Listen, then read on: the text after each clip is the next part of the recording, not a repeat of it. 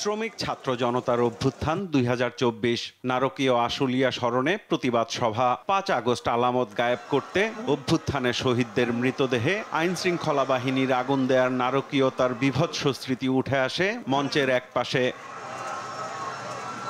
অভ্যুত্থানে শহীদদের স্মৃতি স্মরণ করে কান্নায় ভেঙে পড়েন স্বজনরা। দাবি করেন শেখ হাসিনা সহ গণহত্যায় জড়িত সকলের বিচার।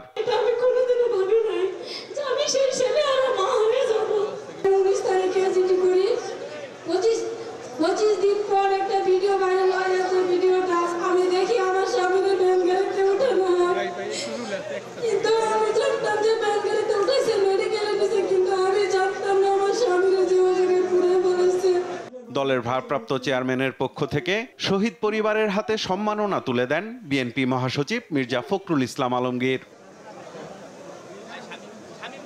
প্রধান অতিথির বক্তব্যে তারেক রহমান বলেন, কয়েকজন মানুষ দেশ পরিচালনা করবেন, তার জন্য গেল ১৫-১৬ বছরে জীবন দেয়নি দেশের মানুষ।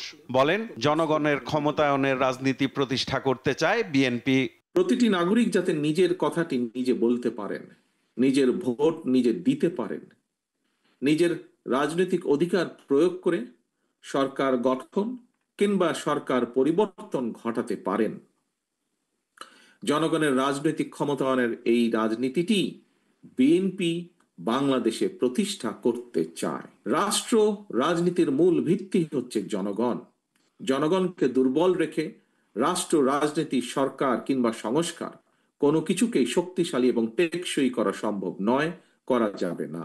শঙ্কা প্রকাশ করে তারেক রহমান বলেন, সরকারের ভুল সিদ্ধান্তে মাথাচাড়া দিতে পারে ফ্যাসিবাদ ও উগ্র চরমপন্থার মতো অপশক্তি। ফ্যাসিবাদী অপশক্তি রাষ্ট্র রাজনীতিতে পুনর্বাসিত হওয়ার সুযোগ নিতে ওত পেতে রয়েছে।